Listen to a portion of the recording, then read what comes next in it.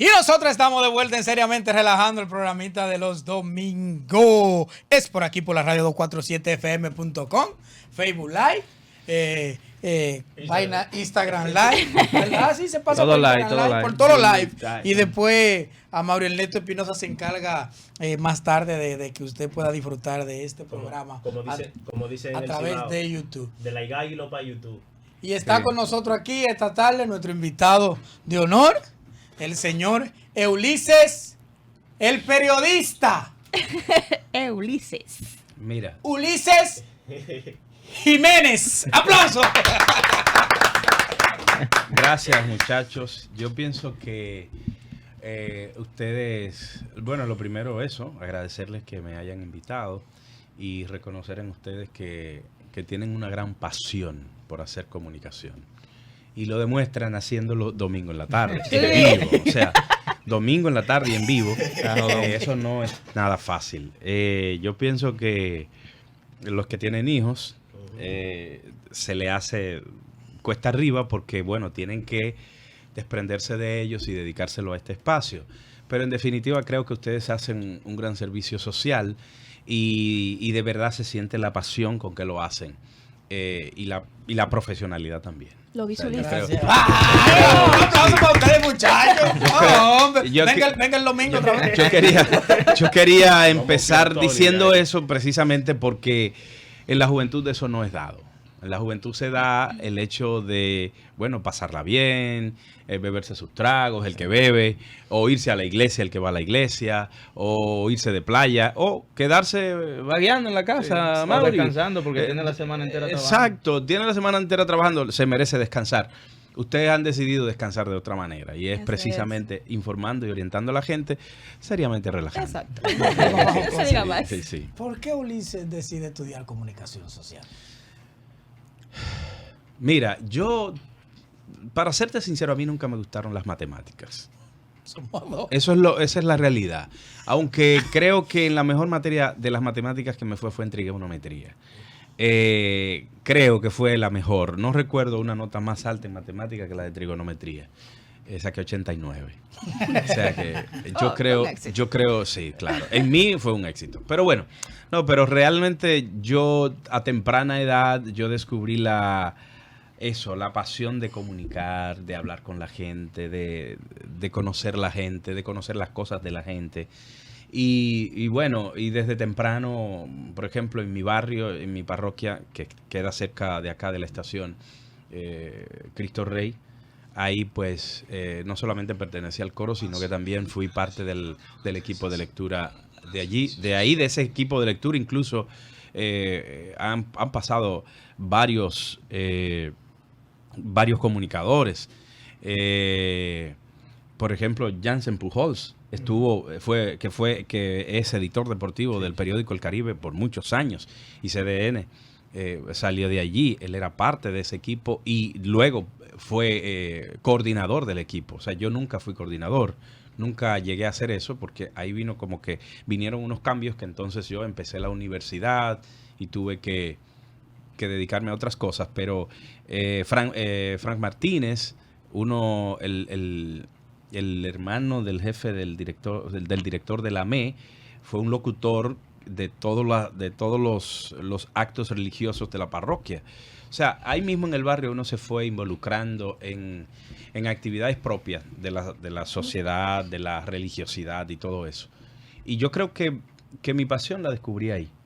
Luego, pues, y tengo que ser honesto, me fui a la universidad a inscribirme y de repente yo no sabía lo que iba a escoger, honestamente. Y había una compañera, una joven de aquí, de Los Jardines, llamada Wendy, que si nos está escuchando, que probablemente nos está escuchando porque es una ferviente seguidora de la red, o de las redes y de la radio digital, ella dice, a mí no me gusta nada de lo que dan aquí. Yo le dije, bueno, ¿y qué tú buscas aquí? Porque no puedo pagar una universidad privada. Bueno, pues entonces ella dice, sí, pero yo voy a estudiar contabilidad. Yo hice el último año del colegio universitario. En esos dos, o sea, a final del 94, que fue, yo empecé a final del 93, y al final del 94 ya quitaron el colegio electoral, el colegio universitario, a propósito de las elecciones. Entonces, ese espacio de diálogo que sostuve con esos dos amigos que conocí fortuitamente, ahí yo dije, bueno, pues yo voy a estudiar comunicación. Yo no sé de dónde me salió. En ese momento yo voy a estudiar comunicación. Y entonces averigüé el código que era, o sea, el código de comunicación en ese momento, 3404 creo que era. Y bueno, lo anoté en una hojita que ellos le daban a uno. Antes tú tenías que levantarte a las 4 y a las 5 de la mañana para tú hacer una fila en la UAS. O sea, ahora no, o sea, no es como ahora que es online. En el mejor de los casos tú vas presencial y lo haces sumamente rápido. Ya ahora el joven que se toma una hora inscribiéndose quiere, ya tú sabes. Sí. No, o sea, se va. No le gusta perder, el joven de ahora no le gusta perder el tiempo, pero fácilmente que te dura 20 horas pegado a un celular. O sea, normal. Bueno, pero bueno, había que levantarse a las 4 o 5 de la mañana para hacer una fila para obtener un buen turno. Entonces, llenar una hojita, un formulario e inscribirse. Entonces, era un proceso sumamente tedioso porque le pasaban la hojita a Mauri se la pasaba a Mateo. O sea, era un asunto, como 20 gente le ponían la mano a tu hojita de preselección. Y luego que tú lograbas entrar a la fila de seleccionar, esa era otra tanda. Entonces, finalmente, pues logré hacer mi selección. Yo seleccioné 8 materias en la UAS, porque yo no trabajaba. Y de esa manera entonces empecé. Ahí hice el colegio universitario, hice los 2 años, que ahí dan matemática 011, matemática 14, y bueno, todas las hierbas aromáticas que se daban en ese momento. Finalmente, pues, entro a la carrera y estando aproximadamente un 60-65% con la carrera adelantada, el director de la Escuela de Comunicación, a la sazón Ramón Rosario Cocoaché, amigo personal de todos los estudiantes y de las estudiantes, o sea, él se hacía amigos de ellos, de nosotros, en el sentido de que se preocupaba si tú faltabas, se preocupaba si tú no hacías una tarea, igualito que ahora. Pero además te increpaba cuando tú le faltabas el respeto a un compañero, sobre todo a una compañera. Él era muy respetuoso. Pero además, y más allá de eso, fuera del aula también se mostraba como un padre para sus alumnos. Y esto lo hago como un preámbulo por el valor y la importancia que él representa en mi vida profesional y humana, digo. Entonces, en ese sentido, teniendo más o menos un 65-70% de la carrera, en el periódico El Siglo habían unos proyectos de pasantías pagadas. Entonces él me enrola en ese proyecto, a mí y a 2 compañeros más, Ramón Félix Lebrón y Manuela Lora, que hoy es dueña de uno de los diarios digitales de la crónica social de más alcance, de más empuje, que es Mercado Social.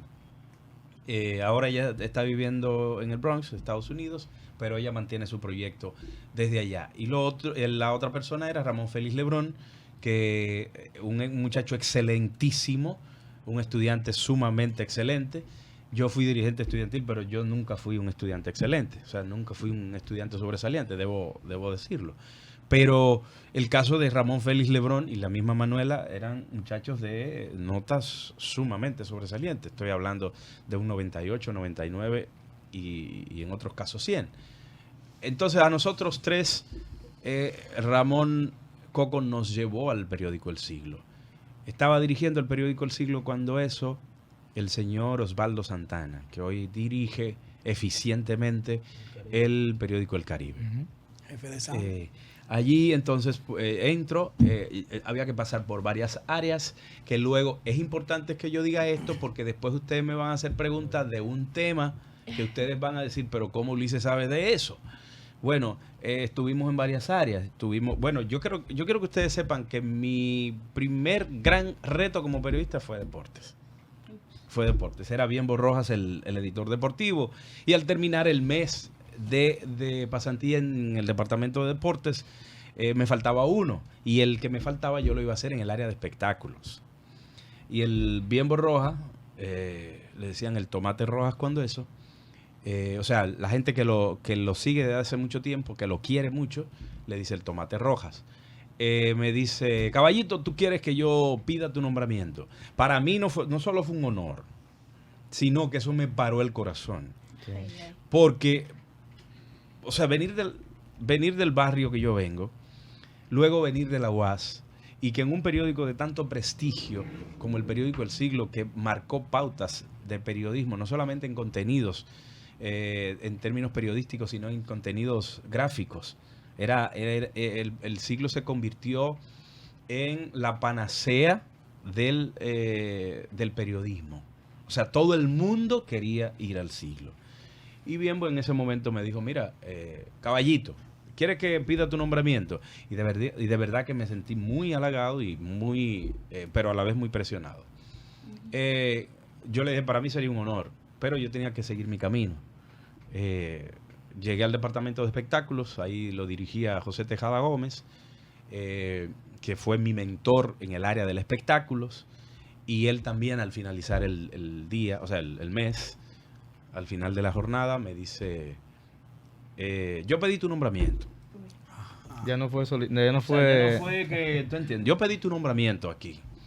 Yo quiero decirte que tú has sido muy eficiente, por ahí se fue. Realmente yo me quedé sin palabras. Claro, no. Y de verdad que aunque me habían hecho la oferta del departamento de deportes, yo lo había dado como por olvidado eso. O sea, yo lo di como que él lo había olvidado. Bueno, faltaban 2 días para terminar la pasantía y ahí empezó entonces el mar de llantos. Porque, bueno, ya terminó, nadie me ha dicho nada. Me dijeron que pidieron mi nombramiento, pero a mí no me han llamado de Recursos Humanos.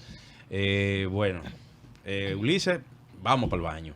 Y cogí para el baño y empecé a dar mi lloradita ahí. Y bueno, y de verdad que di mi lloradita. Al final del día yo me fui y cuando volví a hacer mi último día, honestamente les digo, yo no tenía deseo de salir a la calle, pero tenía que salir. Salí a hacer mi jornada, mi agenda, que normalmente los periódicos de la mañana, los matutinos, los que salían en la mañana, la jornada era tarde-noche y a veces muy noche, y sobre todo en el área de espectáculos. Pero también había que trabajar en el día, porque el periódico del lunes tú lo haces el domingo, o sea, tú lo haces un día antes. Y fui, bueno, y a las 5 de la tarde me llamaron de Recursos Humanos. Mira, pasa por acá. Nosotros ganábamos los pasantes, ganábamos 4,000 pesos mensuales. Era un sueldo para que tú te mantuvieras, pagaras tu pasaje. Sí, ahora ya, sí. ¿Tú entiendes? Y evidentemente también que tú agotaras un proceso en tu vida profesional.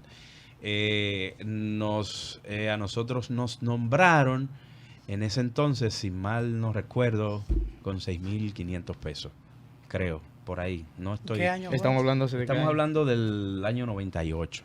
¿Y luego cuál fue el próximo paso ya de Ulises? Bueno, ahí entonces me inserté en la crónica de espectáculos. Hasta el 2001 yo estuve en el periódico El Siglo. No se fue con Bienbo en los deportes. No, porque zapatero a su zapato, hay que decir. O sea, yo creo que Ramón Félix Lebrón, aparte de que dominaba el inglés, la traducción de las páginas y los cables internacionales, entonces optaron por Ramón Félix Lebrón. A los 3 nos dejaron trabajando.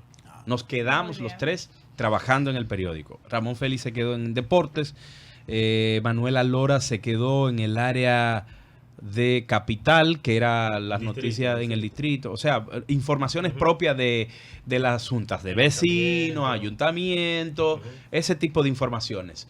Pero luego ella pidió su traslado para el área de sociales. Se sentía más cómoda ahí y la trasladaron.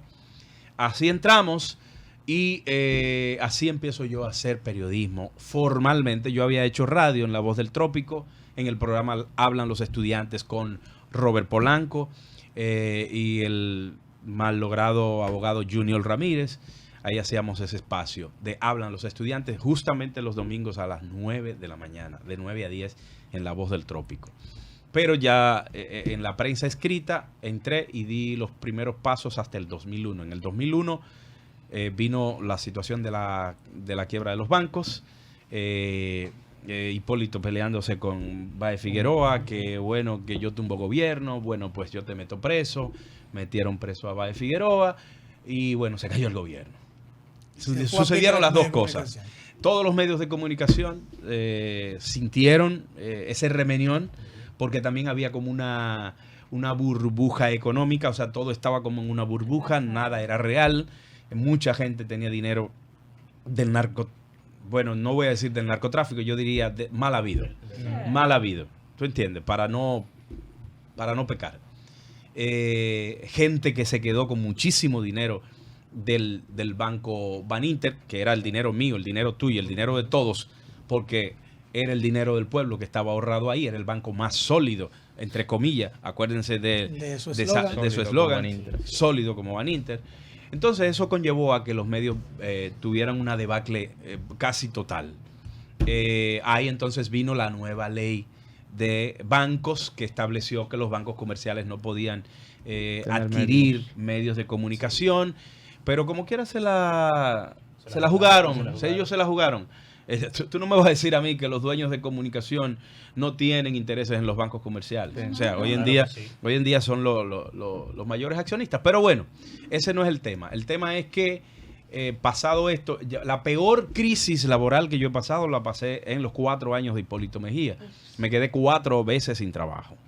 O sea, del periódico El Siglo yo duró 9 meses sin trabajo. Entonces ahí fue que yo aproveché porque yo había abandonado la tesis de monográfico de la carrera. Esos 9 meses lo aproveché, me preparé, luego me fui bueno, entonces me paso a televisión, en un momento que Saúl Pimentel, que tenía el noticiero TVC, el tío de David, que el papá de David es periodista también. Sí, también. El tío de David me dice, pero ¿qué tú estás haciendo? Yo no estoy haciendo nada en este momento. Me dice, bueno, pues ven para acá. Y me dio a cubrir las notas sociales, las actividades sociales. Imagínate tú. Si hay que decir, me te interrumpa, y de eso me iba a mi pregunta, ¿cuál había sido tu primer medio?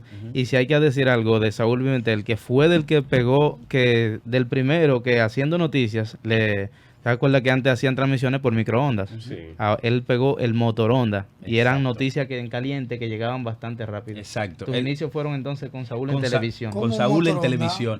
El motoronda, Amaury lo puede explicar muy bien, porque no solamente él conoce esa área, sino que incluso le tocó trabajar mucho tiempo. Amaury y yo fuimos compañeros en CDN de trabajo. Y antes de eso, yo llegué a darle soporte técnico a Saúl cuando íbamos con Valentín.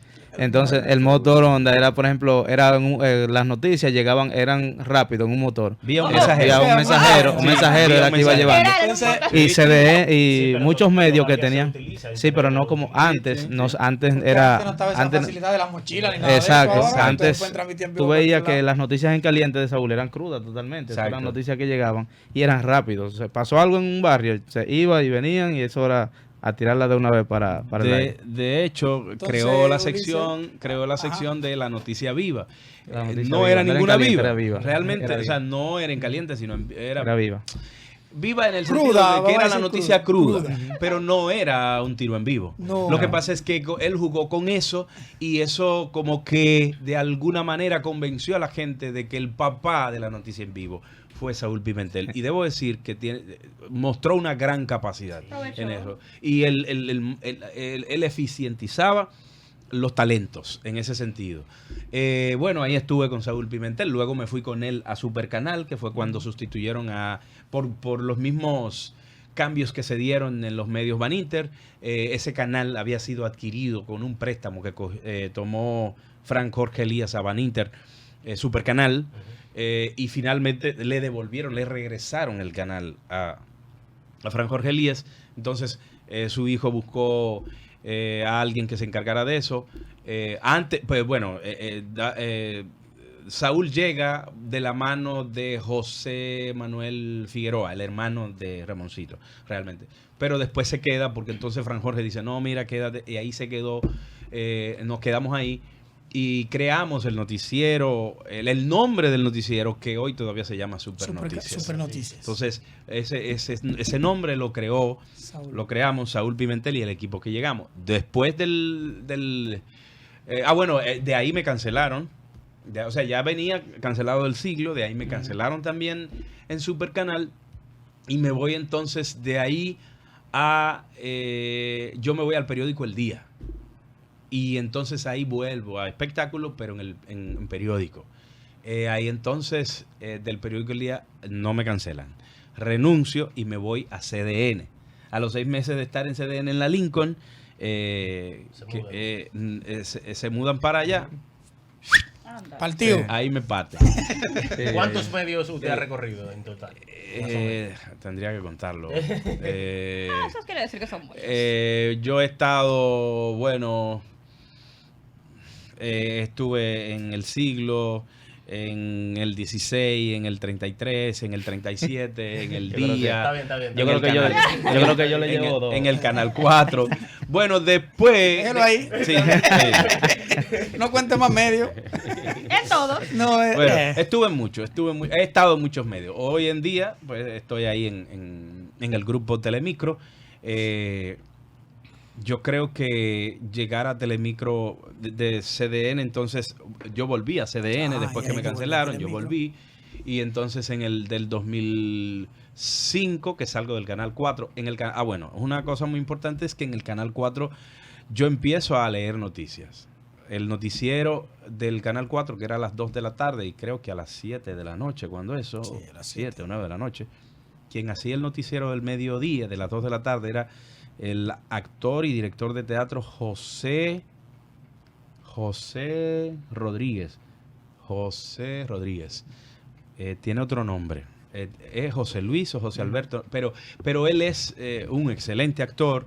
En ese entonces hacía también de locutor y él tenía que marcharse a Puerto Plata porque él iba a poner un negocio allá. Entonces el director de prensa, que ahí era también José Tejada Gómez, que fue quien me nombró en el siglo, aparte de darme la entrada como periodista, también me da la oportunidad de leer por primera vez en televisión un noticiero que yo no tenía más que la formación que dan en la Otto Rivera de locución. Sí.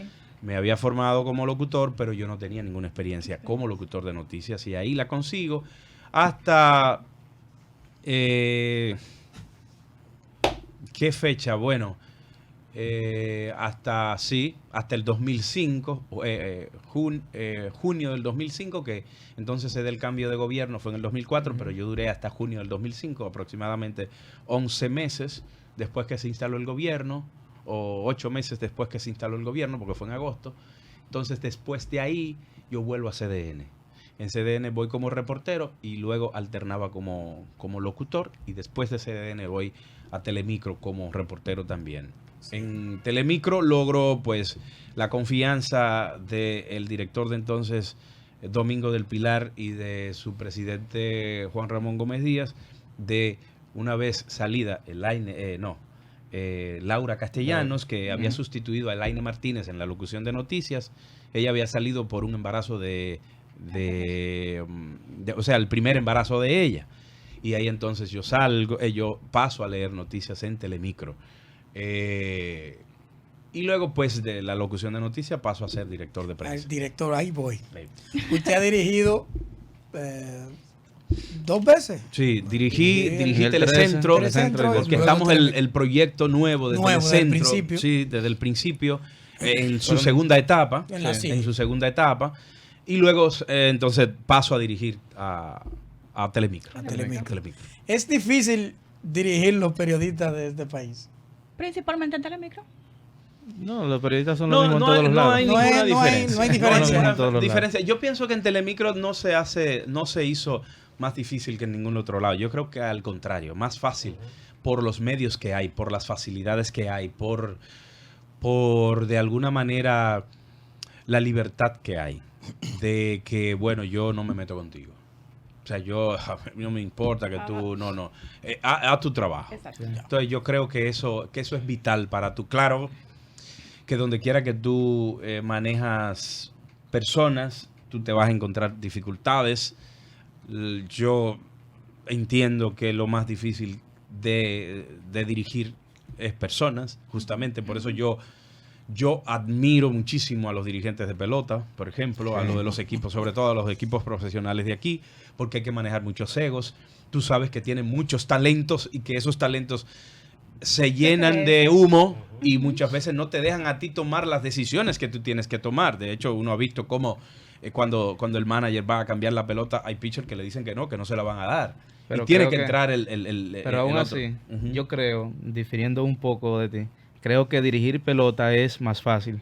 Sí. Porque en dirigir un medio de comunicación quizás tú tienes que enfrentarte no solo a las personas, sino también a quién está apostando por ese puesto tuyo. Un dirigente un dirigente de pelota, el shortstop no está aspirando a ser dirigente de ese equipo. No. Amaury sabe por qué lo dice. Sí. Amaury sabe por qué lo dice. Perfectamente. Él tiene... Ustedes no, claro, porque cómo no. No, yo lo entendí también. Que conste. Él tiene... Amaury no ejerce periodismo, pero él conoce muy bien el ejercicio periodístico. Y bueno, yo creo que no hay que hacer muchos comentarios en torno a eso, pero Amaury tiene mucha razón. Yo tengo una pregunta que, de acuerdo a su experiencia, removió un poco mi, ¿cómo se dice? Mi resentimiento. Lo voy a decir así porque ustedes saben muy bien cómo yo vengo luchando con eso. Estoy buscando la mención así. Sí, pero no te preocupes. Pregúntame lo que tú quieras y como tú quieras. Sí, ya voy. En periodismo decimos, no hay preguntas indiscretas, sino respuestas inadecuadas. Exacto. Yo voy a su experiencia, como usted inició en los medios. En esa pregunta también. Eso es, yo sabía que tú sabes muy bien. Nosotros duramos 4 años cruzándolo la comunicación. Antes de. Dentro de la comunicación. Oye, Lady, la pasantía, cuando tú hiciste la pasantía en Telemicro, eres el director de prensa de Telemicro en ese momento. Sí, yo lo sé, yo lo recuerdo.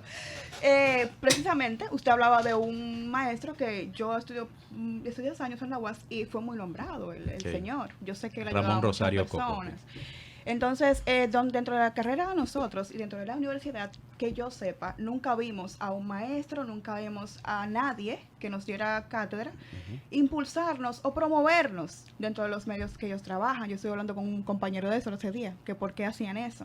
Entonces también hacíamos la pasantía y casi la mayoría con la que yo estuve éramos buenos, pero no encontrábamos a nadie que nos promoviera. Entonces, ¿usted qué opina con relación a esto? ¿Qué es lo que le hace falta al país o qué es lo que le hace falta al ser humano? Porque eso ya no era como antes. Ya ahora hay que o lamber, así, ¿verdad? O qué sé yo, o ofrecerse nosotros las mujeres más bien, para poder conseguir un puesto en los medios. Mira, mientras te escuchaba con mucho dolor, porque esa es la realidad. Yo le transmití un chingo. Sí, y yo no creo que sea un resentimiento tuyo, sino que de alguna manera uno drena un poco de frustración. Yo pienso que eso se debe a 2 aspectos fundamentales. Primero, a la falta de plazas, porque no es que no haya gente que quiera hacer por el otro. Es que no hay muchas posibilidades. Eso, primero. Segundo, pienso también que la gente se ha insensibilizado. O sea, la gente no está en el otro. La gente no está en el otro, la gente está en él. ¿Por qué yo me tengo que preocupar por fulano, si yo tengo mis propios problemas y mis problemas no me los resuelve nadie? Entonces la gente de alguna manera creo que se ha insensibilizado. Y la materia, mejor dicho, la profesión de maestro no es para todo el mundo. Sí. Puede ser un orientador, puede ser un profesor, pero maestro no es todo el mundo. Entonces yo creo que se deben a esos 2 factores primordiales. Pudieran venir después otros como que probablemente la juventud de hoy esté buscando otra cosa, porque ustedes buscaban eso, pero ¿cuántos eran ustedes? O sea, la mayoría de jóvenes está por lo fácil también. Sí, no estoy diciendo que la juventud de ahora quiere lo fácil, pero llegar a obtener lo fácil, valga la redundancia, es más fácil. Sí. Entonces, me alivian el camino. Ese deseo de obtener las cosas fácil, como que ha contaminado el cerebro de la juventud de hoy. Y si no, yo tengo un amigo de Amaury y de Tony, que él dice, señores, es que no quieren trabajar. Richard, un amigo de nosotros, dice, Richard, pero cuando él ve, con el perdón de los urbanos, cuando él ve un artista cantando que no le ve ninguna condiciones, porque uno tiene muchísimo tiempo en esto y uno sabe quién va a progresar y quién se va a guayar. Exacto. Entonces, Richard dice, es que no quieren trabajar. Entonces, la verdad es que hay un gran porcentaje de jóvenes que quiere lo fácil, que no es el caso de ustedes, porque están un domingo aquí haciendo radio, haciendo comunicación, haciendo periodismo. Eso no lo está haciendo mucha gente en este país. Entiéndanlo.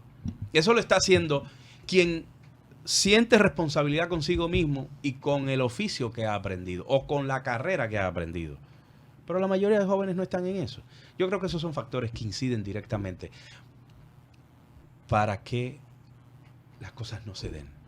Si tú te pones para una cosa, óyelo bien, si tú te pones para una cosa, mira, aunque sea en 100 años te llega. Yo lo digo a ellos, ese soy yo. Tú dices, óyeme, pero 100 años. O sea, estoy haciendo una metáfora de todo esto. Si no puedo hoy, mañana yo voy a poder.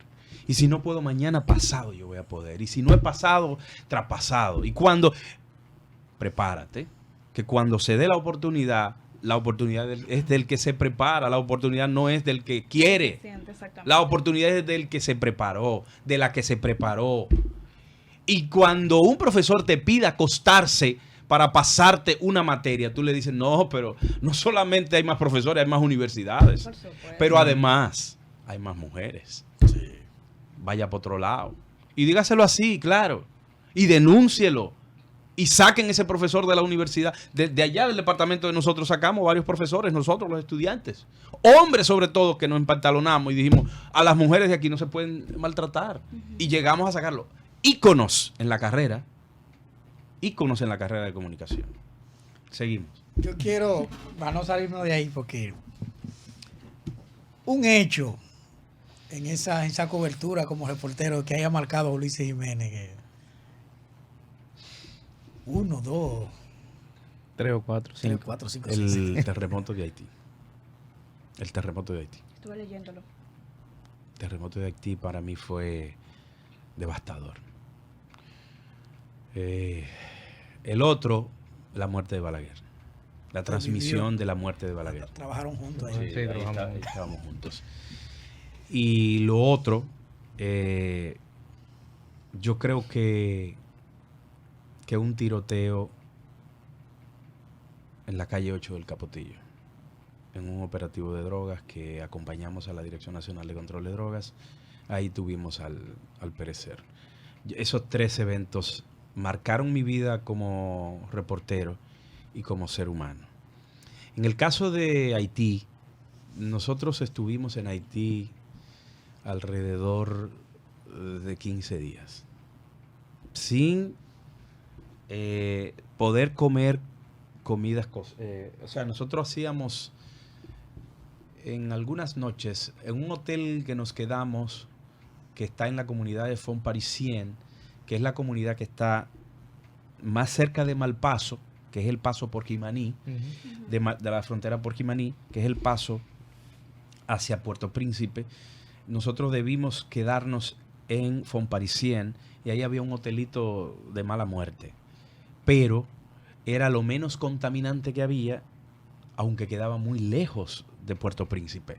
Pero en Puerto Príncipe, los pocos hoteles que quedaron en pie estaban ocupados. Cuando no por los medios de comunicación extranjeros, por los organismos de ayudas humanitarias del extranjero también. La OMS estaba ahí, la OPS estaba ahí, la Cruz Roja Internacional Mundial estaba ahí. O sea, los espacios que habían, quien más recursos tenía, los había copado en Puerto Príncipe, en el casco urbano de Puerto Príncipe. Pero nosotros debimos quedarnos en un hotelito llamado se me va el nombre. Es un hotel que hay a mano izquierda de aquí para allá en la comunidad de Font Parisien. Y nosotros en ese momento recuerdo que llevamos en un remolque de una minibús, llevamos comidas enlatadas. Y nos desayunábamos salchicha, galleta, ¿qué cosa? Sardina. Cosas enlatadas que usted... Cosas conservas. Y en la noche recuerdo que un par de noches hicimos locrio. Par de noches nada más. Logramos hacer locrio porque, o sea, ya uno estaba cansado de comer galletas. Pero tú no podías comer en Puerto Príncipe de la gran cantidad de contaminación que había por los muertos. O sea, rumba de cadáveres que tú te encontrabas en cada esquina. Y tú veías que la gente andaba como zombie en la calle. Porque no había nada que hacer. A nosotros nos atracaron frente a la Catedral de Haití, de Puerto Príncipe. Nos atracaron y andábamos con un equipo de CNN.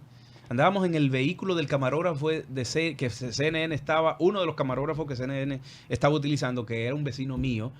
Él es el esposo, era o es, no sé, de la periodista Giovanni Ventura. Ay Dios, el nombre, se me va el nombre de ese muchacho. Andábamos en el jeep de él. Al jeep de él se le pichó una goma a las 4:30 de la tarde, frente a la catedral. Nos quedaba al frente una rumba de cadáveres.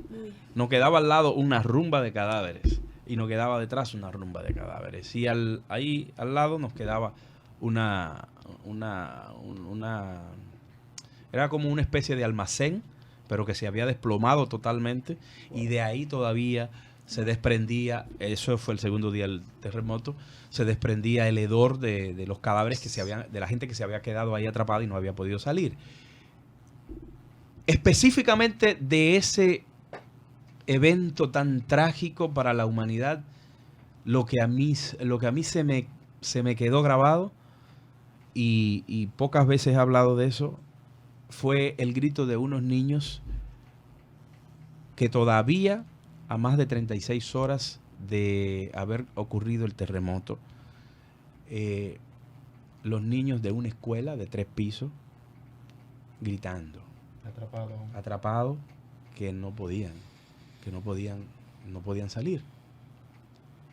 Y la gente nos decía, nosotros no podemos hacer nada. O sea, nosotros logramos sacar como 10 niños de ahí, pero ya no podemos accesar. O sea, es piso sobre piso. Sí. Y los niños estaban en el último piso. O sea, ya los que estaban era una escuela pública de 3 niveles, los niños que estaban en el tercer nivel y en el segundo, ya no había nada que buscar ahí. El terremoto ocurrió a las 4:45, 4:50 de la tarde. Ellos no habían salido de la escuela. Sí. O sea, fue en la franja del despacho, de despachar, que sucedió el terremoto. Y yo creo que eso fue lo que a mí más me impactó. Escuchar los gritos de esos niños sin poder salir, sin nadie que pudiera hacer nada, y que de repente se fue apagando. Porque ya se fueron asfixiando. La inanición los iba a matar, porque un niño no puede aguantar tanto. En el caso también de los golpes. Después nosotros seguimos acompañando algunas brigadas que iban rescatando gente, y ver gente que a los 4, 5, 6 días los rescataban con golpes gente que incluso había que transportar, o sea, cargar el cuerpo y olvidarse de la pierna que tenía ahí al lado porque ya no había remedio, y ponerle un trapo para pararle la sangre. Bueno, realmente eran imágenes dantescas. El terremoto de Haití me marcó terriblemente. Eso iba a preguntar, que cómo entonces fue la vida de usted semanas o quizás meses después, porque no es una cosa que se recupera. Yo creo que por años yo estuve soñando con eso. Por años. Yo fui al segundo aniversario, o sea, el segundo año de haber sucedido, en el 2012. Yo fui a Haití, pero fui a la parte de Jacmel, que es la parte colonial de Haití. Sí, fui allá con un tortuguero de la Marina que fue a llevar comida, y ya, bueno, esa parte que aunque sufrió se había ido recuperando, ya la gente estaba vendiendo incluso comida en la calle y eso, y yo no pude comer comida en la calle. O sea, no pude. Recuerdo, claro.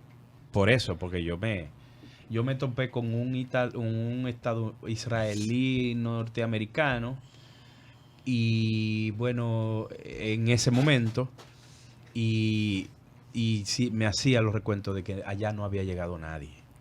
Allá no había llegado nadie. Del gobierno se refería. Y su mamá falleció de un infarto tras conocer lo del sismo. Él vivía con su mamá ahí. Él tenía una galería de arte allí y me dijo, yo no puedo irme para Estados Unidos porque mi vida está hecha aquí.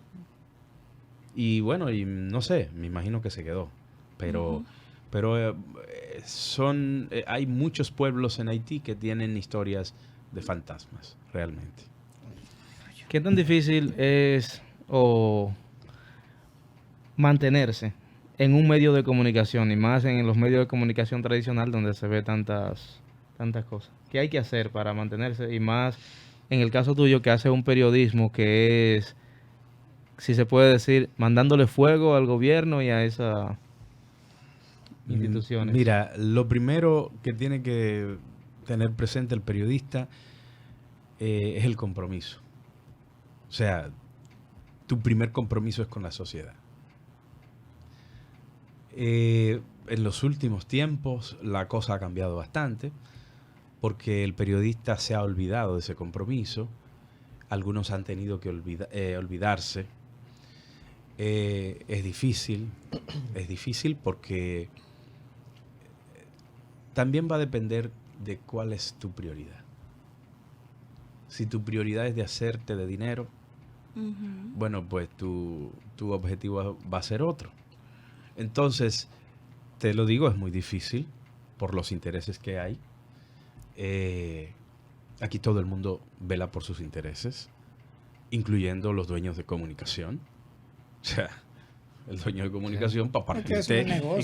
Porque es un negocio. ¿Y cómo? Porque se manejan como eso. Sí. ¿Y cómo usted cree que un periodista no salga de la ética ya con el sueldo que se recibe en ese sentido?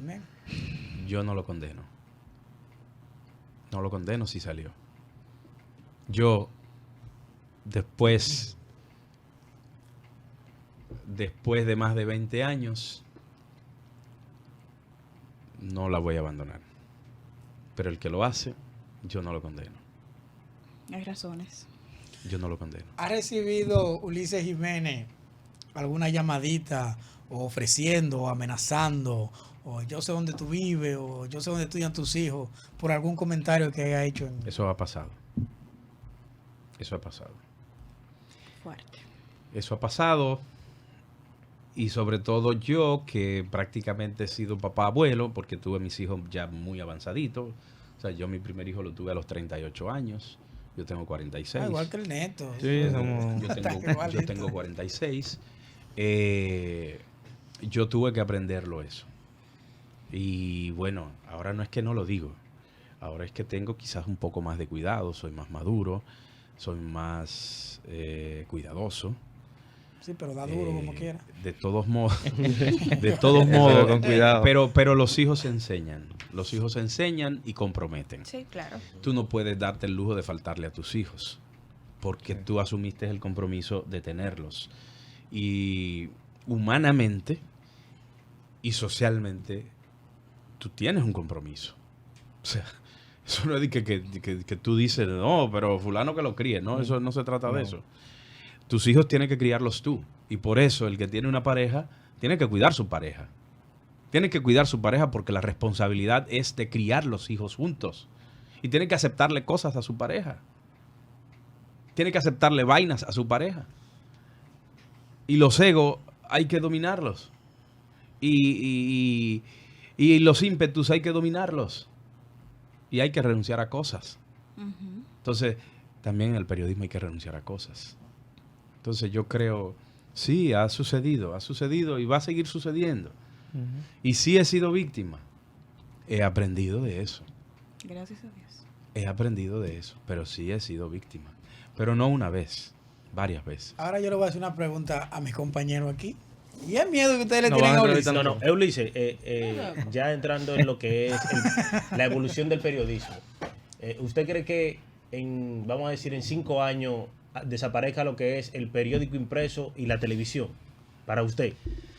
Yo pienso que eso será no puedo decir que sea en 5 años, pero pienso que eso sucederá. Porque las primeras máquinas de hacer periódico hoy en día ni siquiera se recuerdan. Están en un museo, porque ya, o sea, no son factibles. Demasiado personal, demasiada materia prima, demasiado tiempo. Entonces todo eso tiene un valor, tiene un costo. Yo no te puedo decir si en 5 años, pero creo que eso va a pasar. Y la comunicación digital será la única. Y después vendrá otra. Pero sí, eso va a pasar. No te puedo decir, no tengo una bola de cristal para decir en 5 años va a suceder.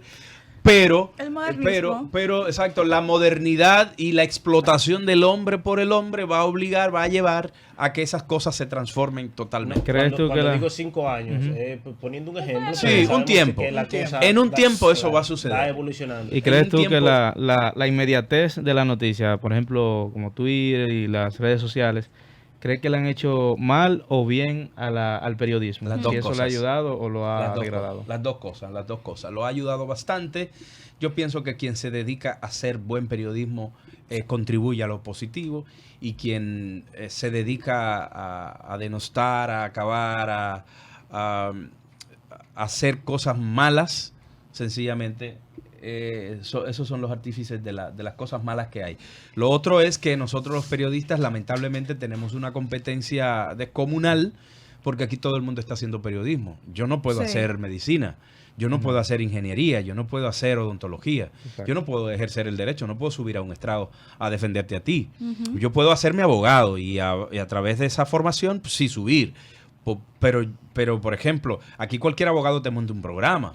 Y aquí cualquier médico te monta un programa, y es más exitoso que cualquier periodista. Entonces, yo creo que también faltan normas claras, normas que se exijan de parte del Estado, que obviamente no afecte a un principio constitucional sobre la ley y difusión del pensamiento. Pero una cosa es que tú tengas un espacio, un programa, y otra cosa es que quien dirija ese programa sea un médico, por ejemplo. O sea, eso es un absurdo. Quien tiene que dirigir un programa es un profesional de la comunicación, no un doctor, ni en leyes ni en medicina. Entonces yo creo que eso como que seriamente relajando hay que ponerlo en orden. Vamos a esto. Dale.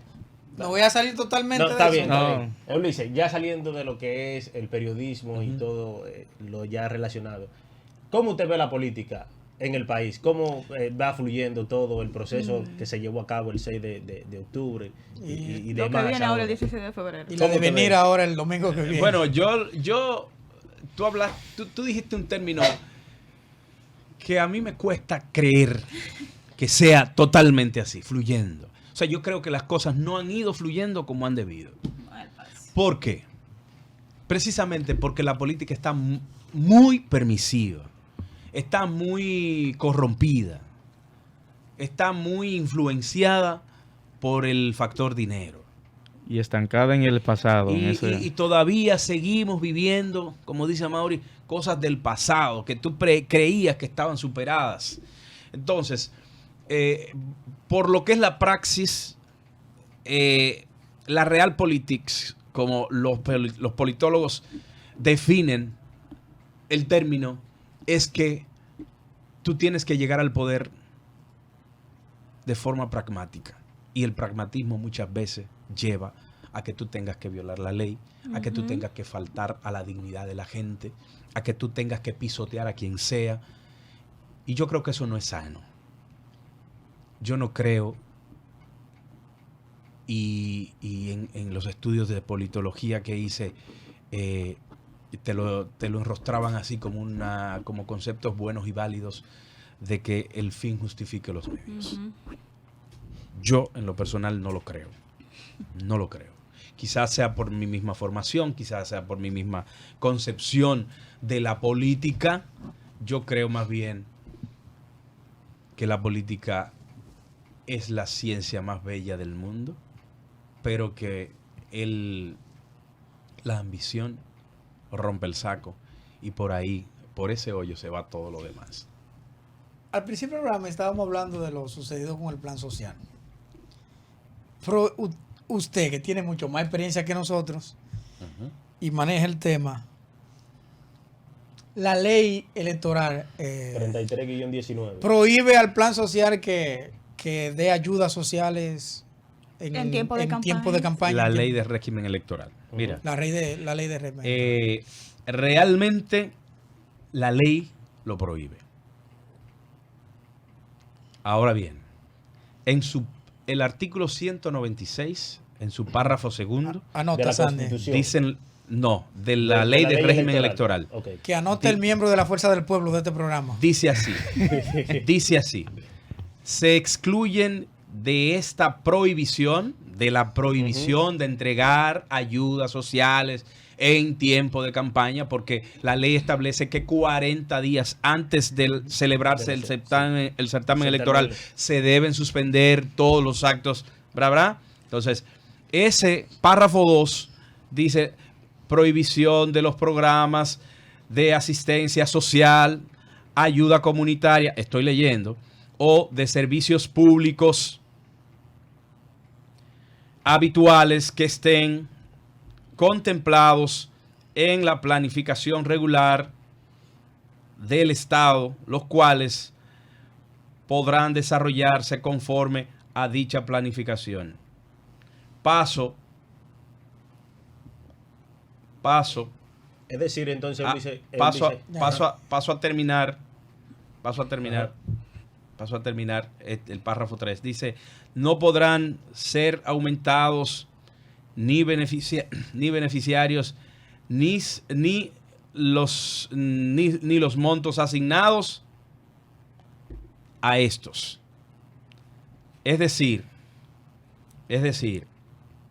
que eso está prohibido. El párrafo siguiente establece que el plan social de la presidencia, y define incluso el perfil del plan social de la presidencia, es la única institución que puede y que está regido por la ley, y lo establece esta misma ley también, para dar ese tipo de beneficios. Ahora bien, Amaury decía ahorita, ¿qué más da? O sea, 10, 12 días después.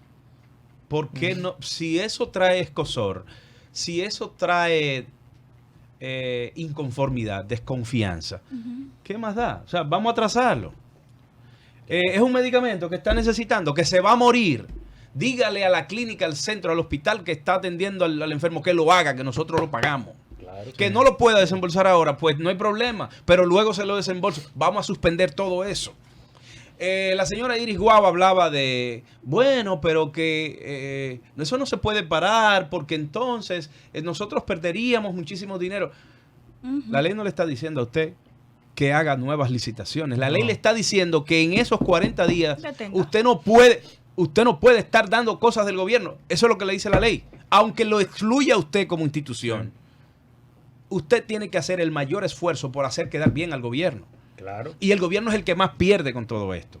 Entonces, como leo lo que está establecido en la ley, también creo que la ley se hizo para el hombre, no el hombre para la ley. Claro. O sea, eso no significa que el hombre no pueda de alguna manera tomar alguna medida que pueda despejar dudas, inconformidades y todo eso. Entonces yo personalmente pienso que eso debe pararse. Yo personalmente. Porque si eso no complace a la gran mayoría que está participando en el proceso, ¿por qué hacerlo? Porque me lo dice la ley. La ley me dice a mí que yo, si me voy en rojo, hay que ponerme una multa. O si yo piso, vamos a poner algo más venial. Porque si te va en rojo puedes matar a una gente. Claro. Algo más venial. Que si piso la raya del peatón, a mí hay que ponerme una multa. Pero ¿qué han hecho en Santiago? El alcalde de Santiago. Él ha contratado un conjunto de jóvenes que les dice a los conductores, por favor, échese un poquito para atrás. Ya. Educación. Educación sí, vial. Que no le toca a los ayuntamientos eso, no le toca. Pero La alcaldía de Santiago lo ha hecho y qué bien que lo está haciendo y qué bien que lo está haciendo de esa manera, que no es de forma compulsiva. En un tribunal de los Estados Unidos detuvieron a un señor de 96 años. Eso está en las redes incluso. Sí, eso está en las redes. El del hijo. Exacto. Ay, sí. Entonces, a ese señor, el juez le pregunta, ¿pero usted sabe por qué usted viene aquí? Usted viene porque usted está demandado por exceso de velocidad en una zona escolar, ¿verdad? Dice, sí, es que yo estaba llevando a mi hijo que... ¿cuántos años tiene su hijo? Mi hijo tiene 67 años. ¿Y a su edad? Sí, porque él no tiene a nadie. Que tiene condiciones especiales. Tiene condiciones especiales. Entonces el juez le dice, mire, usted es un gran hombre. Él había violado una ley. Sí. Grave, porque esa ley lo que buscaba era proteger a los niños que salían y entraban del colegio y a todas las personas que entraban y salían del colegio. ¿Y qué hizo el juez? El juez no solamente lo absolvió, lo elogió y le dijo, siga siendo el padre que usted es. Incluso se hasta relajó porque dijo, mira, el hijo, usted le está dando un mal ejemplo a mi hijo porque mi hijo está ahí, él va a después querer que yo a la edad suya lo esté carrereando por todos los lados. Entonces, yo creo que tiene que imponerse la prudencia. Y bueno, lo del audio, que ahorita Tony decía, no, pero a mí lo que estuvo mal fue el audio. Y yo le digo una cosa, el audio, las acciones están peores que el audio. Claro. Sí, o sea, las acciones son peores que el audio porque el audio, yo no soy vocero de Iris Guava, pero yo la estoy interpretando. A lo mejor ella quiso decir, pero ¿por qué no atacan a fulano de tal que también tiene sus intereses, bla, bla, bla, bla, bla, bla, que los tienen? Que los tienen. ¿Por qué a mí nada más? ¿Por qué a mí? Sí. Entonces, bueno, claro, tú eres la funcionaria. Tú eres la que tiene que tener un comportamiento adecuado. Tú eres la que tiene que respetar la ley. Tú eres la que tiene que ser el ejemplo. Entonces, yo interpreto a Iris Guava y creo que ese momento fue un momento de desesperación de ella. Se vio acorralada. Y evidentemente que donde quiera hay gente desleales. Sí. Porque fue víctima de una de sus gentes que la grabó, y no solamente la grabó, difundió el audio. Premeditación. Que yo creo que a esa persona hay que someterla a la justicia. Claro. Sí, porque fue con Debería. premeditación incluso, no fue alguien que dijo, ok, que no fue algo fortuito, que Exacto. se escuchó de que por algo, no, fue grabado con esa Y intención. que fue, exacto, como que algo que le llegó, no, mira, me llegó este audio, mira, fulano. Olvídate de la lealtad. Olvídate de la lealtad. O sea, tú tienes la mente enferma de quererle hacer daño a una gente, sobre todo a una gente que está en crisis. Y a tu jefe, Y a tu- prácticamente Sí. pero por empleado del... Pero por eso te digo que probablemente no tomes en cuenta la lealtad. Tomas en cuenta que tú como ciudadano, va a estar en tela de juicio también, Claro. porque tú estás actuando con alevosía, con premeditación y alevosía.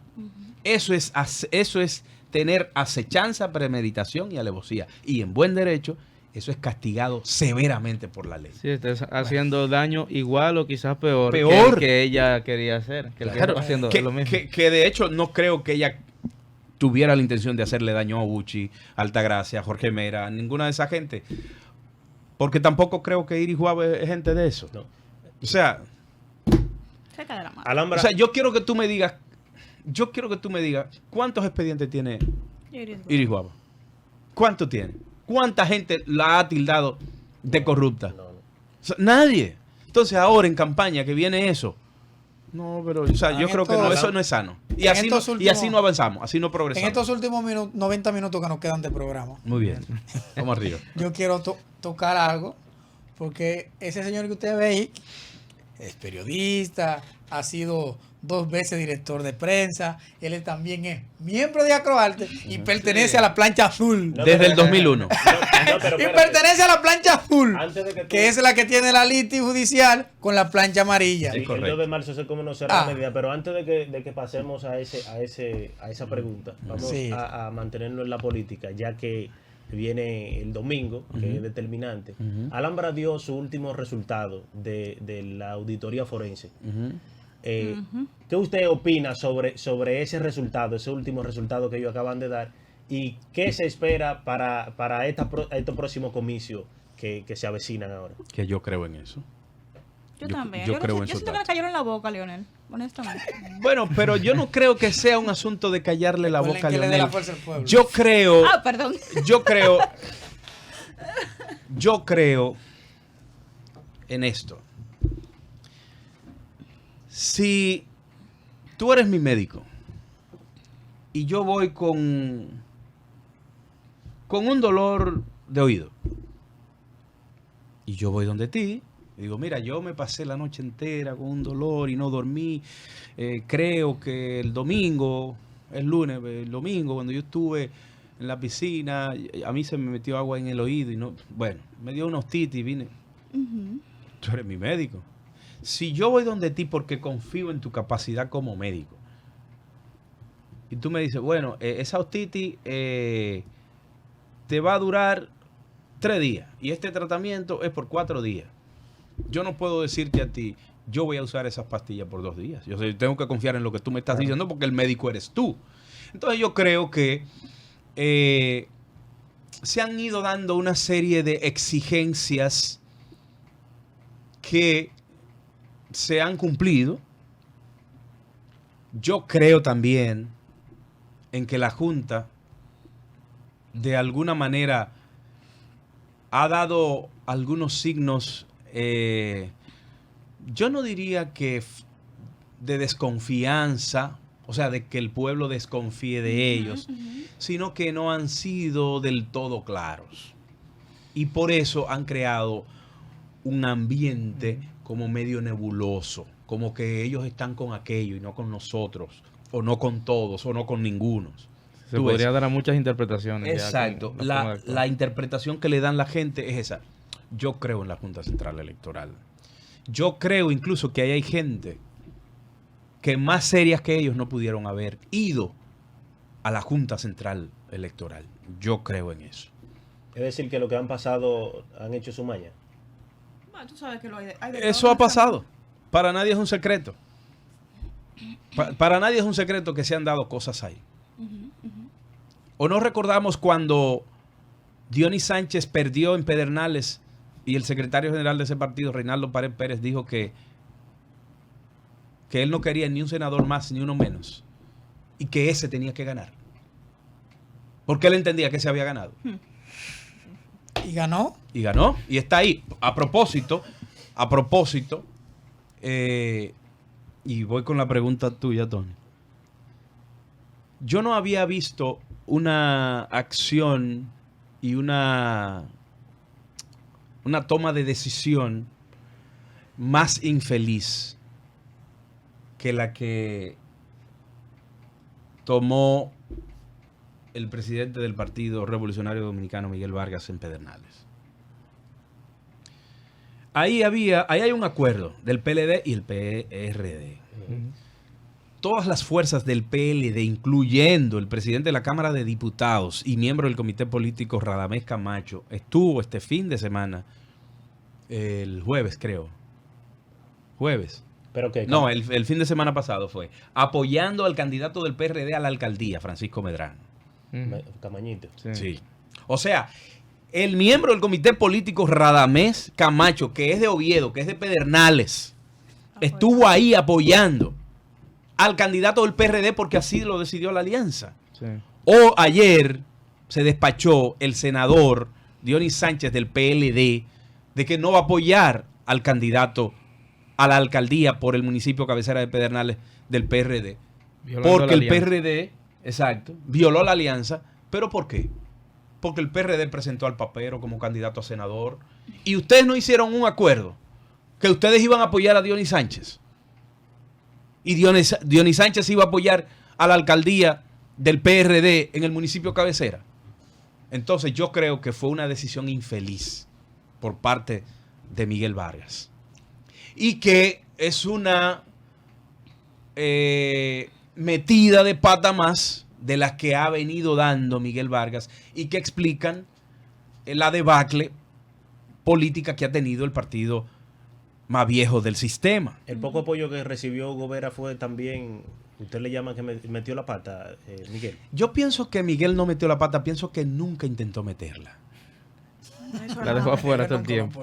O sea, nunca, exacto, nunca hizo nada por Hugo Veras porque él estaba consciente de que eso no estaba en negociación. Pero fue tan irresponsable que dejó que él articulara su proyecto, gastara mucho dinero, porque gastó mucho dinero. Entonces, así no. Yo creo que fue desconsiderado, fue alevoso, fue malicioso, y políticamente eso no es correcto, aunque ellos digan que sí. O sea, un presidente de un partido, y menos del PRD, puede darse la tarea a lanzar un muchacho que yo lo creo con mucho talento, sí, y que el futuro hablará, Ojalá que Carolina, que ha absorbido no la candidatura, la figura de él, a él solo, y hay que decirlo, a él solo, porque las estructuras y todos los ex candidatos y candidatas ya hicieron un spot apoyando a Domingo Contreras. Independientemente de medir cuál porcentaje de fuerza va a cada bando, independientemente de eso, creo que con Hugo Veras se cometió una de las injusticias más grandes que ha habido en los últimos 30 años en la política dominicana. Yo no conozco a Hugo Veras. Yo he saludado a Hugo Veras, si acaso, en mi vida 2 veces. Y una de ellas fue que fue a hacer una entrevista allá al canal, a Telemicro, una entrevista con todos los medios, simultáneas con todos los medios. Y es la única vez que yo he estado de frente y saludando a Hugo Veras. Nunca yo he pasado ningún tipo de relación con Hugo Veras. Pero creo que es un joven brillante, que fue maltratado, que fue utilizado, que fue pisoteado y que de alguna manera se abusó de él, dejando que él se encampanara porque él estaba metido en la pelea y gastara un dinero que debieron ahorrárselo.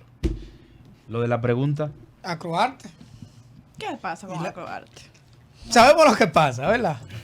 Sí, pero ¿en qué va a parar? Mira, para un poco de historia. Sí, vamos. Un poco de historia.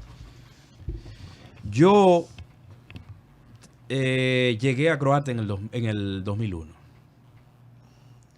19 años. Yo no recuerdo, nunca en la historia de Croarte había sucedido lo que sucedió en junio pasado. Sí, es cierto. El 13 de los estatutos lo contemplan. Ni los estatutos. Nosotros tenemos unos estatutos que marcan una vida de casi 40 años. Ahí había una norma tan proverbial que establecía que no establecía doble vuelta.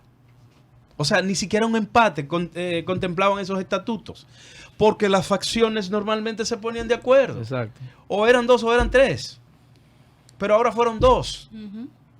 Y en esas 2 facciones las cosas estaban tan divididas. Y yo no voy a hablar de las interioridades de la campaña. Pero las cosas estaban divididas que la votación quedó 101 a 101. Y uno nulo. Y un voto nulo de 250 y tantos miembros que votamos. Ese voto nulo se dio en Nueva York. Uh-huh. Las partes acordaron en Nueva York que ese voto estaba nulo. O sea, la plancha amarilla y la plancha azul acordaron que ese voto estaba nulo porque estaba nulo. Estaba nulo. Hubo un miembro que de forma aviesa dañó el voto. Lo dañó. El notario que actuó allí llamó a las partes y se le enseñó, miren, y le hicieron fotos, miren, ese voto está nulo. Sí. ¿Ustedes están de acuerdo? Sí, estamos de acuerdo. Ustedes están de acuerdo con eso, ¿verdad? Nadie tiene objeción. Se lo presentó. Redactó su acta notarial, estableciendo la numeración, de los votos, y un voto nulo. Firmado por todos. El delegado de la plancha azul, el delegado de la plancha amarilla, el delegado electoral nuestro, el señor Estuardo Arias. Y bueno, se mandó la valija. Se mandó el acta. Al otro día llegó la valija, se le entrega al flamante presidente de la Comisión Electoral, maestro de mucha gente en este país en la locución. Uh-huh. Y el infeliz presidente de la Comisión Electoral, Carlos Cepeda Suriel, haciendo todas las averiguaciones del lugar, porque estaba en su derecho, se comunica con los expresidentes de Acroarte, y bueno, Barará, hace todos los... Yo no voy a desmenuzar todo lo que sucedió y todas las gestiones que se hicieron, porque no vienen al caso, pero bueno, finalmente hubo... las elecciones fueron un sábado, el miércoles le dice Carlos Cepeda Zuriel al propio Fausto Polanco, presidente de la Plancha Azul, no, aquí hay que llamar a unas elecciones nuevamente. De hecho, los audios están ahí en las redes, que él lo dice, porque cuando él habló ante los medios de comunicación ya él tenía todos los números. Y él dijo, insólito. Él lo dijo, en Acroarte nunca en la historia de Acroarte se había dado un empate. Hay un empate en el nivel del Comité Nacional. Nosotros estábamos claros que en Santiago ganaron ellos, que en la Florida ganaron ellos, que en Nueva York ganaron ellos, pero a nivel nacional perdieron. Pero a nivel nacional quedó empate. Si quedó empate, aunque los estatutos no lo establezcan, hay que hacer una segunda vuelta, claro. Por Dios. Porque con qué o sea, que alguien me lo dijera eso. Que alguien me explique eso. ¿Cómo se puede resolver un empate con otras elecciones? Claro. Votando de nuevo. Exacto. Votando de nuevo. Todo el tiempo nosotros estuvimos en eso. Nosotros aceptamos porque así fue. Nosotros no estábamos pidiendo votos. No. Y este señor, de buenas a primeras, se destapa con que el voto nulo de Nueva York es de ellos. Porque una boleta de la votación de aquí, que yo era el delegado de la Plancha Azul, delegado electoral de la Plancha Azul, una boleta, ellos alegaban que estaba nula. O sea, que eran 2 votos nulos ya. Alegaban, y que uno se lo dieron a Fausto y aquel había que dárselo a Alexis. Pero mentira, que no estaba nulo. Porque si hubiera estado nulo, el delegado electoral de la plancha de ellos ahí no lo hubiera aceptado. Sí. Y firmó el acto notarial diciendo, sí, ese voto está inclinado perfectamente hacia Fausto Polanco. Sin saber que el otro ya estaba. Exacto. O sea, y entonces revoltearon todo eso y habilitaron un voto nulo. No habilitaron votos nulos aquí, sencillamente. Porque ese voto estaba perfecto. Pero es cierto que decían que ese voto, que cuando lo analizaron, decían que la intención de voto, porque estaba más marcado del lado de Alexis, era supuestamente por eso decidieron de que no era nulo. Eso no es verdad. Eso no es verdad. Ese voto, la intención del voto que tenía era hacia Fausto Polanco. ¿Oíste? Y sí, aparte de eso, pero perdóname, porque nosotros lo que queremos es que prevalezca la ley. Es lo único. Si eso fue así, ¿por qué su delegado no lo peleó ahí? Exacto. Y después que usted no pelea lo que tiene que pelear, usted perdió. Eso en el hipotético caso de que esa fuera la verdad. Que no es la verdad. Que no es la verdad. En la última audiencia del 18 de diciembre que tuvimos, en enero, el 23 de enero, el juez nos llama a las partes que la información que tengo es que es un juez muy responsable, muy vertical en sus principios y en sus decisiones, muy institucional. Dice, yo quiero hablar con ustedes, y llama a las partes. A todo esto, nosotros citamos 3 testigos, los 3 fueron. A ellos le preguntaron, ¿ustedes tienen testigos? Ellos no llevaron testigos. Pero ¿quién habla de tu triunfo? Sí. O sea, ese presidente de esa comisión electoral que te dio el triunfo a ti, tiene que venir a hablar aquí delante del juez y a explicar por qué le dio el triunfo a ellos. Perfecto. Y él no fue. Él no fue. No tenía argumentos. No quería mentirle al juez delante, de frente. No quería mentirle. Porque ellos saben que eso es penal. Ninguno de los que... No fue ni siquiera el candidato de ellos a declarar, a defender su triunfo. ¿Por qué no fue el candidato de ellos, de la plancha amarilla, a defenderlo? Sencillamente no tenía argumentos. No se ven en juego los premios ahora para realizarse. Es que para acroarte, lo más importante es acroarte. Lo más no significa que los premios no sean importantes. Lo más importante es que haya institucionalidad. Y en esa conversación que el juez sostuvo con las dos partes, les hizo varias, o nos hizo varias propuestas. Y ninguna de ellas rondaba la institucionalidad. Porque que tú me digas a mí, claro, yo creo que el juez lo hizo con la mejor intención, no con la intención de vulnerar un derecho institucional. En eso yo estoy claro. Que tú me digas a mí, deja que ellos organicen los premios este año y ustedes lo organizan el año que viene. En lo que se ponen de acuerdo. Pero es que eso no es que no. O sea, no es cuestión de que un año tú y un año yo. Eso no es cuestión de eso. Eso no fue una solución salomónica. Vamos a dividir el niño en dos y el... Exacto. Sí. Exacto. La otra. Pero dejen que ellos hagan estos 2 años. Son y que después hagan ustedes 2 años. No es que o sea, lo de nosotros no es por la presidencia de Acroarte, es por Acroarte. Después, pero que uno de ellos sea presidente, que él sea presidente y que uno de ustedes sea secretario general. Señora, no nos interesa estar en la directiva. A nosotros no nos interesa nada de eso. A nosotros nos interesa que se respete la institucionalidad. Se vuelve un relajo después. Pero, sí. Si yo acepté un voto nulo hoy, mañana claro, tendré que aceptarlo también. ¿Verdad? Y 2. No, y 2, y 3, y todos los que aparezcan. Entonces, de eso es que se trata. Ahora el día 2 de marzo, como tú decías, el juez va a leer la sentencia y yo creo que más claro no pudo ser el juez. Al marcharnos de ahí, él dijo, la decisión que yo voy a tomar va a ser nefasta para las dos partes. Uy, muy bien, lesiones. Yo siento lesiones. Mira, pero para junio que tienen el teatro reservado para...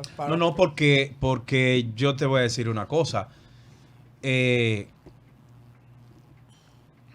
Si tú estás estudiando y tú sabes que para noviembre tú te vas a graduar, tú sabes que desde ahora tú tienes que ir comprando los zapatos. Tú tienes que ir reservando cosas porque tú no puedes dejarlo para último todo, por ejemplo. Pero de repente falta algo y tú no te puedes graduar. ¿Qué va a pasar? Esos zapatos se quedaron. A lo mejor esa reservación se la puedan dar una semana antes a César Suárez. Los merengueros se están pidiendo. Para que ¿César Suárez padre o César Suárez hijo? Cualquiera de los dos. Al hijo. Cualquiera de los dos. Ya que el juez diga para cualquiera de las dos partes. Para junio, los premios es algo que con tiempo debe de estarse preparando. Claro. Se está haciendo algo con relación a eso. Si está trabajando las dos partes o una parte para ir avanzando para junio. No lo sé si se está haciendo algo. Yo no he participado. No, la cervecería que hay que poner a Moña lo mandó a ponerse de acuerdo otra vez, antes de ayer. Yo pienso que sí, que debemos ponernos de acuerdo. Nosotros nunca nos hemos cerrado a ponernos de acuerdo, pero debe ser en base a la institucionalidad. Se ven en peligro los premios. Van a ser en noviembre. Los merengueros. Yo pienso el año que viene que después del 2 de marzo hay tiempo para todo. Yo pienso que después del 2 de marzo... ¿Para la producción? Para todo. Los premios no se tienen necesariamente que celebrar en marzo. Los técnicos, la gente que sabe de eso, de montaje, saben que ellos lo pueden montar en 2 meses. Sí, no. Y hasta en menos. La parte nuestra. Eso es lo de menos. Y la evaluación. A nosotros estamos acostumbrados a durar, en vez de 2 horas, nosotros estamos acostumbrados a durar 6 horas evaluando. Eso no hay ningún... Y los artistas han trabajado. O sea, eso no es ninguna complicación. La parte nuestra nada más son 15 días. Exacto. Eso no es... Ahí lo que quizás podría afectar un poquito es la invitación de los artistas internacionales, pero sin artistas internacionales se pueden hacer unos premios también. O sea, y aquí viven muchos artistas internacionales también. En el caso de no, ya Ricardo Montaner no es internacional, es local. Bueno, pero igual, que yo tenga registro, él no ha actuado nunca en unos premios nuestros. Montaner. Sí, Ricardo Montaner. Sí, claro. Que yo recuerde, no lo sé. En el 2013. No lo sé. Pero hay tiempo para todo. En el caso que el juez falla a favor de la... Bueno, vamos a decir a favor de la plancha azul, porque... Y opte por realizar nuevas elecciones. En una semana. En una semana. Porque la gente está decidida. Sí, a la gente solamente hay que citarla y ya. Ya saben lo que van a hacer. Sí. El voto nulo, ¿por qué fue que obviamente que porque rayaron en muchas partes. Marcaron muchas partes. No se decidió. Marcaron por cargos de plancha, no por la opción de la presidencia. Por eso. Tuvo 3 de un lado, 5 de otra, 6 de otra.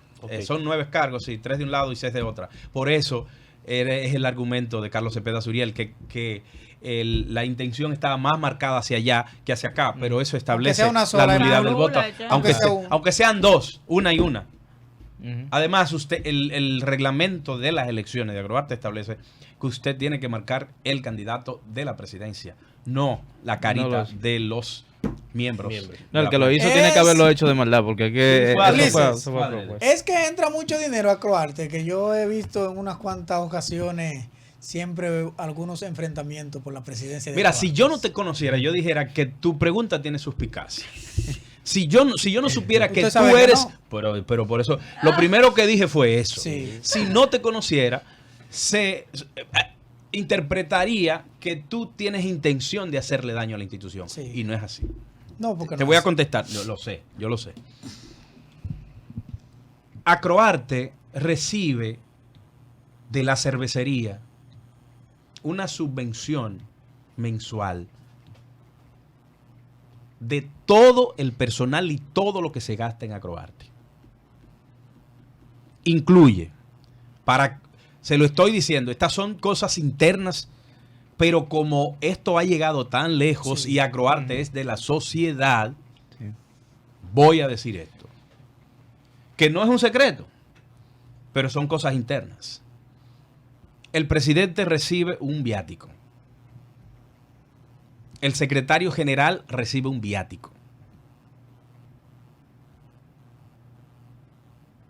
Y el tesorero recibe un viático.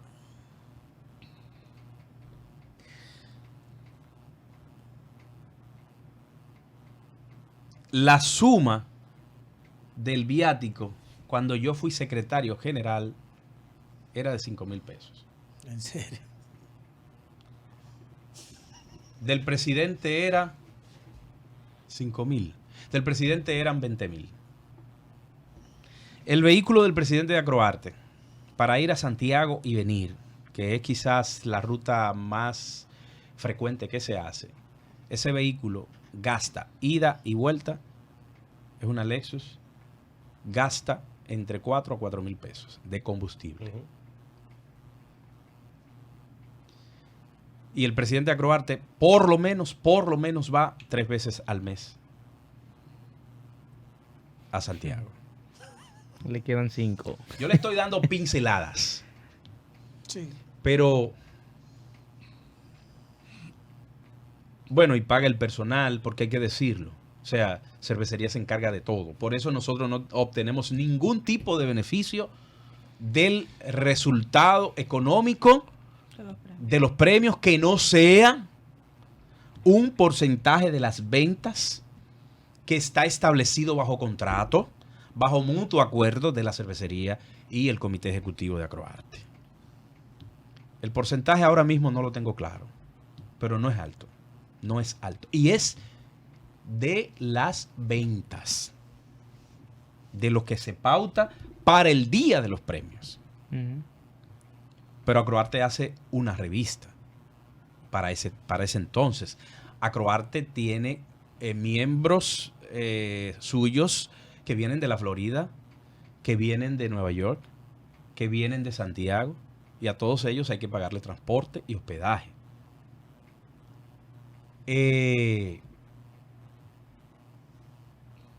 Así a grosso modo, gastos esos. Ahora bien, la cervecería siempre ha sido muy generosa en ese sentido. O sea, y si ustedes se dan cuenta, la cervecería no ha tomado partida en nada de esto por respeto a la institución, por respeto a sus miembros y por respeto al premio mismo. O sea, que nadie se llame a engaño. Sí, fueron bien claros en su comunicado. Ellos, claro, yo les puedo decir que sí, que ellos están en el ánimo de que las cosas, que uno se ponga de acuerdo, que uno pueda ordenar la casa, porque de verdad que no estamos bien. O sea, nosotros faltaríamos a la verdad si decimos lo contrario.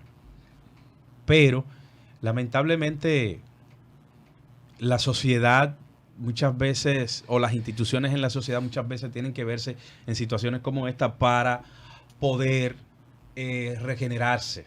Despertar. A modo de catarsis, cambiar todo o cambiar una parte de ese todo para que las cosas puedan funcionar. Y siempre me llega a mí a la mente la actitud del águila. O sea, el águila se despluma. El águila hasta el pico se rompe. Ajá. Las pezuñas las bota. O sea, se hace nueva. Dura un tiempo en eso. Y luego se regenera. Entonces yo creo en eso. Yo pienso que debe venir una catarsis institucional donde ni tú ni yo probablemente seamos los responsables del tiempo por venir. De hecho, pienso que debemos de ir dando espacio a gente joven que ha estado pidiendo entrar a la institución. Muchachos nuevos que están en la radio, en la televisión, en los periódicos. Yo quiero pertenecer. Nosotros queremos inscribirnos. Vaya. El que haga espectáculo solamente tiene que demostrar que lo ha estado haciendo por 2 años y que es profesional de la comunicación y punto.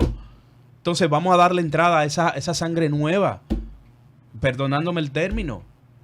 Gente, muchachos que están haciendo buen periodismo y que quieren aportar y que tienen tiempo. Yo no tengo tiempo para ir a las asambleas, por Dios. Muchos de los que están ahí no pueden. Muchos no tienen tiempo. Señores, pero ustedes tienen gente comentarista que se han podrido en cuarto haciendo periodismo, que tenían 25 años que no iban a la institución y son los que hoy están manipulando los sectores de poder para influenciar y cambiar decisiones ahí. Entonces eso no puede ser. Las decisiones las tienen que tomar los cronistas de arte que hacen vida en Acroarte. Claro. Yo no puedo permitir que a mi casa vaya una gente, un extraño, a tomar decisiones en mi casa. Tú no me puedes permitir que yo vaya a tu casa a la hora que yo quiera, por muy amigo que yo sea. Hermano tuyo, yo no puedo hacer eso porque esa es tu casa. Tengo que respetar ese espacio. Entonces, eso es lo que ha estado sucediendo en Acroarte. Está bien que cronistas activos, que votan, que participan en asamblea, le hagan relaciones públicas a esos mismos artistas que nominan. Mira, los estatutos no lo prohíben. Y el cronista de arte vive del arte. Sí. El cronista vive de lo que hacen los artistas. Ahora bien, esos estatutos establecen muy claro que si usted va a llevar unas relaciones públicas de un artista, cuando toque nominar a ese artista, usted no puede estar en la asamblea. No puede estar en la asamblea. No puede participar de la evaluación, de la nominación, ni de la votación. Y al que yo representaba en esas elecciones, que es Fausto Polanco, mientras él fue presidente, él renunció a todos esos picoteos. Hay presidentes que no. Hay presidentes que no. Que no lo han hecho. No, es verdad. Eso es verdad. Hay presidentes que no lo han hecho. Pero eso no está prohibido. Yo no creo que eso sea... Primero, no es ilegal. Segundo, no creo que sea inmoral ni antiético. No, porque tú puedes separar una cosa de la otra. Una cosa de otra. ¿Dónde está lo malo? Que tú, sabiendo que tienes tu compromiso, quieras influenciar al compañero o a la compañera para que voten por tu artista. Y lo hacen. Y lo hacen. Pero no lo hacen simples miembros. lo hacen inclusive hasta miembros fundadores de Acroarte. Hasta miembros fundadores de Acroarte lo hacen. Eso es verdad. Eso es verdad. Eso está mal hecho. Lo otro no. Pero eso se puede. Entonces, el 2 de marzo se leerá la sentencia. Y estaremos con nuevas... Tendremos premio este el año. juez dará a conocer vía secretaría su decisión. Que no se diga más. Y nosotros estamos preparados para lo que sea. Líder, más que agradecido. Complacidos. A ustedes. Ese hombre respondió Muchísimas las gracias. deudas de todo el mundazo. A ustedes. A ustedes. De verdad, Éxitos en su programa Seriamente Relajando. gracias. Yo pienso que, repito, que ustedes tienen un gran reto y una gran tarea. El hecho mismo de que estén en este tipo de conversatorios, creo que también merece que mucha gente lo apoye. O sea, que vengan los comerciales también. Amén. Muchísimas gracias. Señores, esto fue Seriamente Relajando. Nosotros nos vemos el domingo que viene.